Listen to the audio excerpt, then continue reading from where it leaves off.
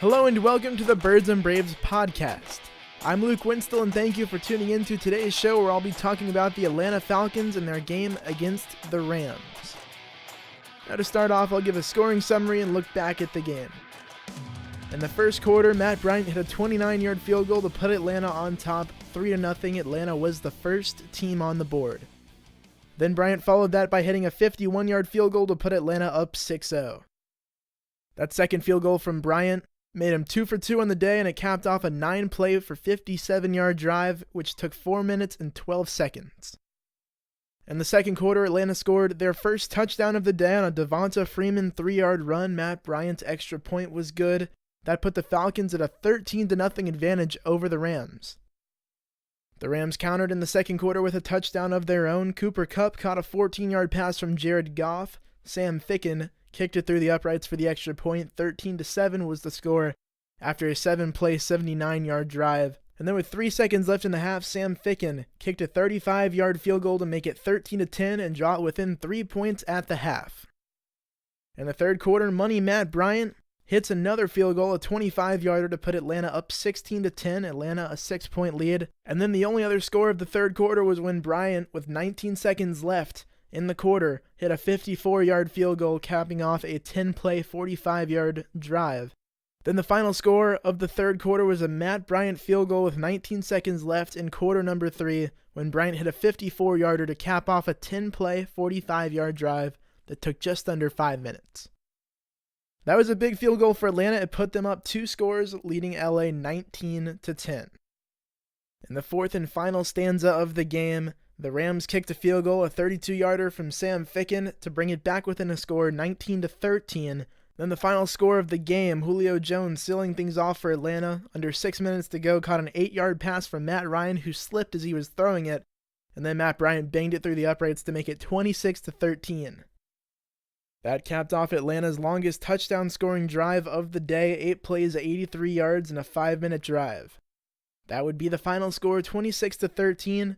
Atlanta would win the turnover battle. They were +2, but they were offensively outgained by the Rams, 361-322, in terms of total offense.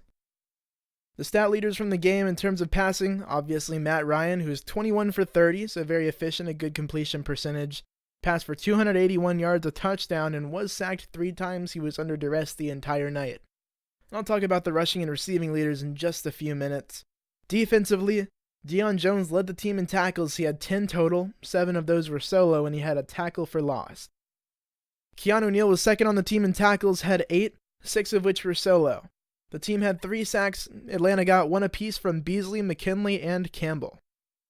And in terms of special teams, Matt Bryant, 4 for 4 in his field goals, so 100% conversion rate there. His longest was a 54-yarder. He was 2 for 2 on extra points, and he had 14 of the Falcons' 26 points. That shows you how valuable a good kicker can be. Bryant is 9 for 9 on his field goals in the past 2 games. And now to talk about the offense. Sarkisian had really the game of his life play calling. He did a good job adjusting, making sure the Falcons didn't drop back to pass because the Rams had such a great pass rush all night. He had what I think is his best game play calling as the Falcons offensive coordinator. Many analysts would echo and agree with that statement. The Falcons ran it 39 times and passed it 33 times. They were balanced and what they did worked, and they dominated the clock. The Falcons finished with 37 minutes and 55 seconds of possession time, which is a franchise playoff record. That is how you beat offensive powerhouses. You just don't let their offense touch the ball much. Also, the Falcons' 72 offensive plays was a franchise playoff record for a regulation game. Atlanta dominated offensively right from the start of the game. Atlanta completely outplayed the LA offense. Atlanta had 81 total yards, and LA had 14, and Atlanta had 19 total plays, and LA only had 10, and Atlanta had 10 minutes of possession. LA had just under 5 in the opening quarter. So Atlanta came out firing, and they came out hot offensively, and their defense came out and shut LA down in the opening period. Devonta Freeman, after the game, commented on the Atlanta offense and said, "I think we're getting back." Freeman had 18 carries for 66 yards, forced 1 missed tackle, had 53 of his 66 yards after contact. He was the team's rushing leader. Quintorris Julio Jones, as usual, was money. He was targeted 9 times, had 9 catches for 94 yards. 47 of those yards came after the catch, and Julio had a wide receiver rating of 147.2. And one more fun fact about Atlanta's passer, quarterback Matt Ryan, he's had a 100-plus passer rating in each of his last 5 playoff games. The only player with a longer streak in the Super Bowl era was Joe Montana with 8. Ryan is the all-time winningest quarterback in the playoffs in Falcons franchise history. He has 4 playoff wins. And now a note about the Rams. Aaron Donald was a huge factor in the game. I've always heard him talked about as a future Hall of Famer, an All-Pro, a Pro Bowler. He was a huge factor in the game and single-handedly made play-action plays unavailable for Atlanta because the Falcons couldn't block him or the other pass rushers that he freed up long enough.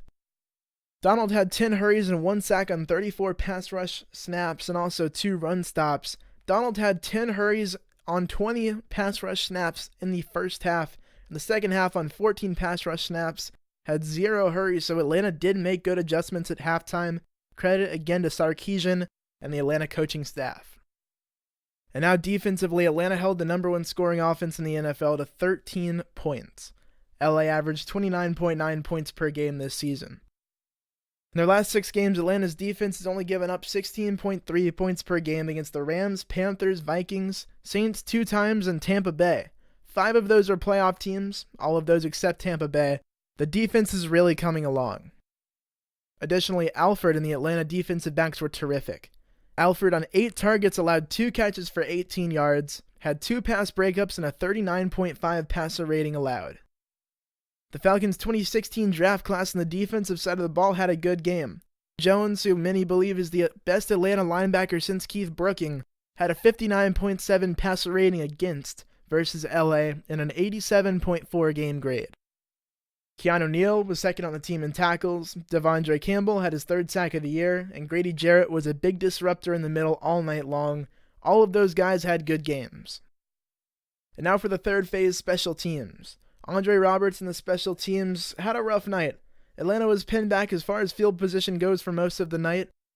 In the first half, Atlanta's starting field position off of Roberts' returns was their own 10. So for those questioning the value of the return specialist, Andre Roberts, he does bring value in one main way, and that's because through 86 kick and punt return chances, he's only fumbled once, and the Falcons value ball security from their kick returners. For a note on injuries, Dan Quinn said no one had an injury setback during the game, which was a very good sign, so Atlanta will head back as close to full strength as possible. Nobody was set back as they now move ahead to Philadelphia. And to cap off the show, I'll talk about PFF, Pro Football Focus, and their top-graded players. The top-graded player among both teams, linebacker Deion Jones with an 87.4 overall grade. He was the PFF Game Ball recipient again. He did a great job tackling on underneath passes, had a big play in coverage on the Rams in the end zone on 4th down. That stop sealed the game for the Falcons. The second highest graded player on the night for Atlanta, cornerback Robert Alford, had an 85.5 grade and was locked down on the outside all night, had a phenomenal performance. Third highest graded player for Atlanta, Julio Jones, 83.8, did most of his work against Rams corner Trumaine Johnson, and Jones caught 4 passes for 52 yards against him. He shredded Johnson and had a great game. Another top player for Atlanta, wide receiver Mohamed Sanu, an 80.8 grade. Jones and Sanu combined for 17 targets on the night, and they had 13 grabs combined for 169 yards. And the 5th highest graded player for Atlanta, tight end Austin Hooper with an 80.6 grade. One other key player, of course, quarterback Matt Ryan, graded out with a 73.6. He was pedestrian statistically, but had no turnovers and was under pressure on the majority of his dropbacks on 14 of his 35 pass attempts. He handled that well, and the biggest deal for Matt Ryan was just not turning the ball over, keeping a clean game, and keeping Atlanta +2 in the turnover margin. And that'll do it for today's show. Thank you for tuning into the Birds and Braves podcast. I'm Luke Winstel, and I appreciate your support of the show.